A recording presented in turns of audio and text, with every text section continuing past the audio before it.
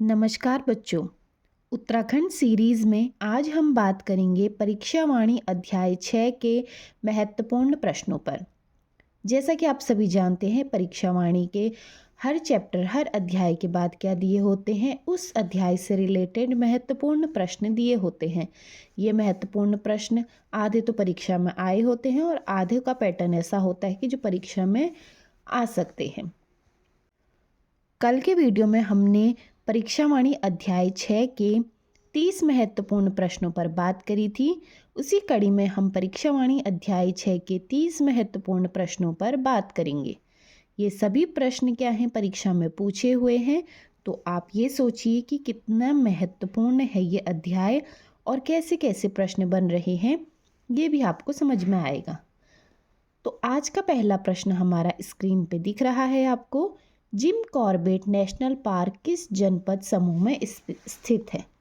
अब क्या है, जिम कॉर्बेट नेशनल पार्क किसी एक जनपद में तो है नहीं, इसीलिए उसने क्या पूछा, जनपद समूह में। और ऑप्शंस में आपके सामने क्या रखेंगे, अलग अलग जो जिले हैं या जनपद हैं उनका क्या रख देंगे, ग्रुप बना के रख देंगे। तो आपको सही ऑप्शन टिक करने हैं जहाँ पे सही जनपद दिए हैं। तो जिम कॉर्बेट नेशनल पार्क हमारा 2 जिलों में स्थित है। पहला तो है नैनीताल और दूसरा है हमारा पौड़ी गढ़वाल।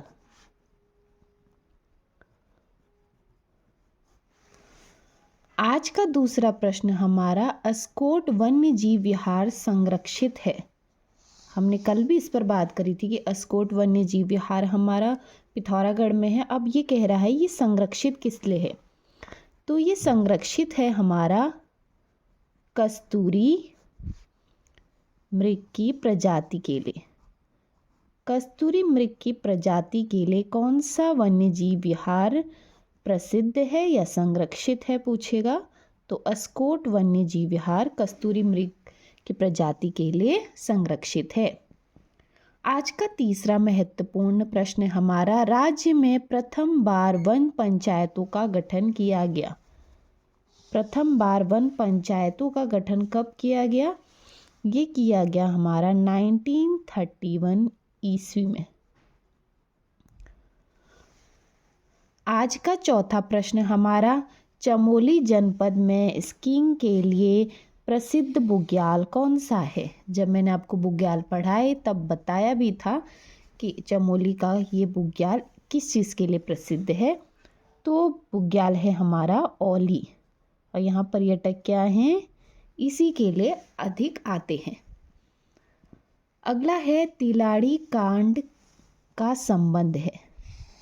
अब ये मैंने जब आपको सारे आंदोलन पढ़ाए उस टाइम बताया था, या तो तिलाड़ी कांड आएगा या रवाई कांड आएगा, दोनों एक ही के नाम है, कंफ्यूज नहीं होना है। ये किस लिए हुआ था? वन अधिकारों से संबंधित है हमारा तिलाड़ी आंदोलन। अब वन अधिकारों से क्या संबंध है आपका?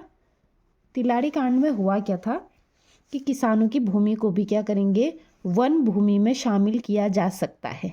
ऐसा किसने कहा था? ऐसा टिहरी रियासत के राजाओं ने कहा था कि हम किसानों की भूमि को भी क्या करेंगे, वन भूमि में ऐड कर लेंगे। तो इसीलिए अपने अधिकारों के लिए क्या हुआ था, किसानों ने ये आंदोलन छेड़ा था जिसका नाम तिलाड़ी कांड या रवाई कांड जिसको बोला गया। अगला प्रश्न हमारा, किस राष्ट्रीय उद्यान के मध्य में पाटली दून स्थित है? किस राष्ट्रीय उद्यान के मध्य में पाटली दून स्थित है? तो ये हमारा जिम कॉर्बेट राष्ट्रीय उद्यान, जिम कॉर्बेट राष्ट्रीय उद्यान के मध्य स्थित है हमारा पाटली दून। अब किसी भी प्रश्न में मैं ये नहीं लिखूंगी कि ये महत्वपूर्ण प्रश्न है, ये महत्वपूर्ण प्रश्न है, क्योंकि जो कल के 30 प्रश्न थे वो 30 के 30 परीक्षा में पूछे हुए, और जो आज के 30 प्रश्न हैं वो भी 30 के 30 परीक्षा में पूछे हुए प्रश्न हैं। तो ये ज़्यादा इम्पोर्टेंट है, ये कम इम्पोर्टेंट है, ये तो होगा नहीं। सभी प्रश्न क्या हैं, बहुत महत्वपूर्ण है। अगला 7वां प्रश्न, राजाजी राष्ट्रीय उद्यान का नाम किस प्रसिद्ध व्यक्ति के नाम पर समर्पित किया गया? जो राजाजी राष्ट्रीय उद्यान है ये सी राजगोपालाचारी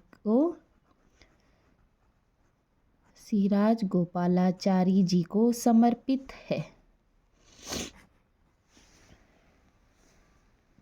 अगला है बेदनी बुग्याल स्थित है। सबसे बड़ा बुग्याल है, इस बात का ध्यान रखना है। सबसे बड़ा बुग्याल कौन सा है? बेदनी बुग्याल है। किस जनपद में स्थित है? चमोली जनपद में स्थित है हमारा बेदनी बुग्याल। अगला प्रश्न आज का, जिम कॉर्बेट नेशनल पार्क की स्थापना हुई। जिम कॉर्बेट नेशनल पार्क की स्थापना कब हुई पूछ रहा है, तो ये हुई थी 1936 में। ये आप सभी को अब तक याद हो चुका होगा। अगला प्रश्न है, जिम कॉर्बेट नेशनल पार्क संग्रहालय स्थित है। संग्रहालय पूछ रहा है, तो संग्रहालय हमारा कालाडूंगी में स्थित है। अगला प्रश्न, पिरूल किस पेड़ से प्राप्त होता है? अब जो उत्तराखंड के निवासी हैं उनको पिरूल का तो अच्छे से पता होगा। पिरूल जो है चीड़ के पेड़ से प्राप्त होता है। चीड़ के पेड़ से प्राप्त होता है। अगला प्रश्न है, राजाजी नेशनल पार्क किन जिलों में स्थित है? तो राजाजी नेशनल पार्क भी किसी एक जिले में स्थित नहीं है, ये 3 जिलों में स्थित है। तो राजाजी नेशनल पार्क हमारा 3 जिलों में स्थित है। पहला है देहरादून, दूसरा है पौड़ी गढ़वाल और तीसरा है हमारा हरिद्वार। इन 3 जिलों में स्थित है राजाजी नेशनल पार्क। अगला प्रश्न हमारा, मैती आंदोलन के प्रणेता हैं। तो मैती आंदोलन का संबंध हमारा सीधे कल्याण सिंह रावत जी से है।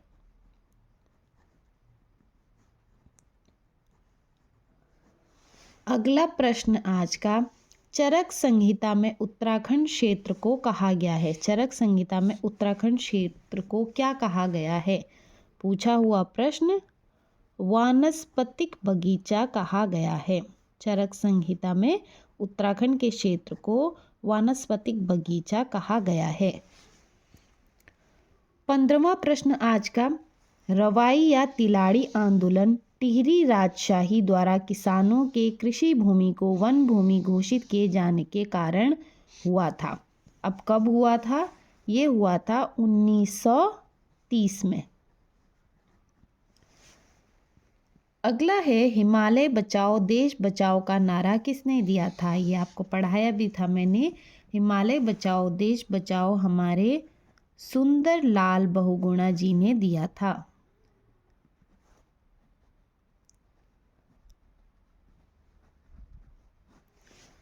अगला प्रश्न, वनों की नीलामी के विरोध में राज्य स्तरीय आंदोलन चला। वनों की नीलामी के विरोध में राज्य स्तरीय आंदोलन कब चला था? 1977 से 1978 के मध्य चला था हमारा राज्य स्तरीय आंदोलन। अगला प्रश्न, पानी राखो आंदोलन के प्रणेता कौन हैं?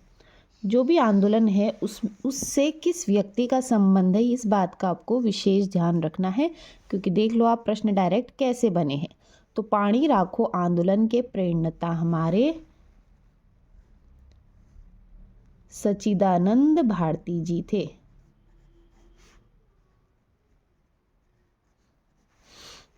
अगला प्रश्न, अब ये प्रश्न पूछा कैसे गया, पश्चिम से पूर्व वन्य जीव विहार समूह का सही क्रम। अब कोई बच्चा ये नहीं बोलेगा कि मैंने वन्य जीव विहार नहीं कराए हैं या राष्ट्रीय उद्यान नहीं कराए हैं। मैंने आपको पहले भी बोला है, चैनल पे पहले पढ़ा चुकी हूँ मैं, और जिला सीरीज़ में भी इसका रिवीजन करवा दिया है। इसलिए बार बार सेम चीज़ रिपीट करके क्या होती है, वीडियो लंबी होती है। जिसने टॉपिक नहीं पढ़ा है वो प्लेलिस्ट में जाकर वन्य जीव विहार वाली जो हमारी प्लेलिस्ट है, वीडियो है, उसको देख सकता है। उसमें मैंने मैप से प्रॉपर आपको दिखा रखा है, नक्शे में दिखा रखा है। तो जिसने नक्शे में देख के पढ़ा होगा वो इस प्रश्न का सही उत्तर दे सकता है कि पश्चिम से पूरब यानी वेस्ट से ईस्ट में वन्य जीव विहार समूह का सही क्रम पूछ रहा है। वो है सबसे पश्चिम में केदारनाथ। अब जैसे ऑप्शन होंगे उसके अकॉर्डिंग आंसर होगा। ऑप्शन में उसने सिर्फ यहाँ 4 नाम दिए थे, जैसे केदारनाथ, फिर केदारनाथ, नंदा देवी, जैसे सबसे पश्चिम में केदारनाथ, फिर नंदा देवी, फिर बिनसर, फिर अस्कोट वन्य जीव विहार। जैसे ऑप्शंस होंगे उसके अकॉर्डिंग आपको क्या करना है, ये सीक्वेंस लिखना पड़ेगा। और ये मैंने आपको प्रॉपर उत्तराखंड के नक्शे में कहाँ पर कौन सा राष्ट्रीय उद्यान है, कहाँ पर कौन सा वन्य जीव विहार है और कब स्थापना हुई, ये सब नक्शे में करवाया है। आप प्लीज़ उस वीडियो को देख लीजिए। प्रश्नों का लेवल आप देख रहे हैं कैसे पूछ रहे हैं, कैसे बढ़ रहा है।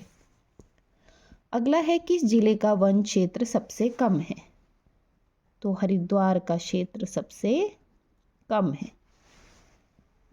अगला प्रश्न, राजाजी नेशनल पार्क की स्थापना कब हुई? तो राजाजी नेशनल पार्क की स्थापना हुई हमारे 1983 में। अगला है, ऊंचे बुग्याल क्षेत्र में रहने वाले चरवाहों को कहते हैं? ऊंचे बुग्याल क्षेत्र में जो चरवाहे रहते हैं उनको या तो बकरवाल बोला जाता है या उनको पालसी बोला जाता है या उनको आतच बोला जाता है। अगला प्रश्न, तेंदुओं के संरक्षण हेतु प्रसिद्ध है?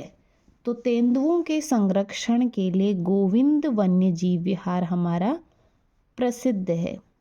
गोविंद वन्य जीव विहार तेंदुओं के संरक्षण के लिए प्रसिद्ध है। अगला प्रश्न, गोविंद राष्ट्रीय पार्क में सम्मिलित है? गोविंद राष्ट्रीय पार्क में तो ऑप्शन के अकॉर्डिंग क्या था कि टोंस नदी का जो उद्गम स्थल है वो क्या है, गोविंद राष्ट्रीय पार्क के अंदर है। अब कोई ये सोच सकता है कि क्वेश्चन ऐसे भी बन सकता है। ये है अभी उत्तराखंड के पेपरों का लेवल, तो तैयारी आपको किस हिसाब से करनी है आप वो देखिए। अगला प्रश्न, भारतीय वन सर्वेक्षण प्रतिवेदन रिपोर्ट 2021 के अनुसार किस जनपद में सर्वाधिक वन क्षेत्र है? तो सर्वाधिक वन क्षेत्र हमारा उत्तरकाशी में है। अगला प्रश्न हमारा, ऊंचाई के बढ़ते क्रम में पाए जाने वाले वृक्षों का सही क्रम। ऊंचाई में बढ़ते हुए क्रम में लिखना है आपको। तो जैसे ऑप्शन होंगे उसके अकॉर्डिंग आप किसी और पेपर में 4 अलग पेड़ आ गए, किसी पेपर में 4 अलग पेड़ आ गए, तो उसके अकॉर्डिंग आप उत्तर करोगे। लेकिन जिस हिसाब से यहाँ परीक्षा में पेपर बना था उसके हिसाब से सबसे पहले सागौन के वृक्ष थे, फिर उससे कुछ ऊंचाई में चीड़ के पेड़ प्राप्त होते हैं, कुछ ऊंचाई में बांज के वृक्ष प्राप्त होते हैं और सबसे ऊंचाई में देवदार के वृक्ष क्या होते हैं, प्राप्त होते हैं। ठीक है, ये जैसे ऑप्शन होंगे उसके अकॉर्डिंग आपका आंसर होगा। बस इस प्रश्न से आपको क्या हो जाएगा, आइडिया हो जाएगा कि हाँ प्रश्न इस प्रकार से भी बन सकते हैं। अगला है, नकदूड़ का संबंध किससे है? अब नकदूड़ क्या है? तो इसका जो संबंध है वो है जंगली जड़ी का प्रकार। ये क्या है, जंगली जड़ी का क्या है, जड़ी बूटी का एक प्रकार है। अगला प्रश्न, राज्य में कुल कितने वन्य जीव अभयारण्य हैं? तो हमारे उत्तराखंड राज्य में 7 वन्य जीव अभयारण्य हैं, ये आप सभी को पता होगा। अगला प्रश्न, राज्य में प्रथम पशु क्वारंटीन केंद्र स्थापित किया गया? तो प्रथम पशु क्वारंटीन केंद्र स्थापित किया गया जिम कॉर्बेट राष्ट्रीय उद्यान में।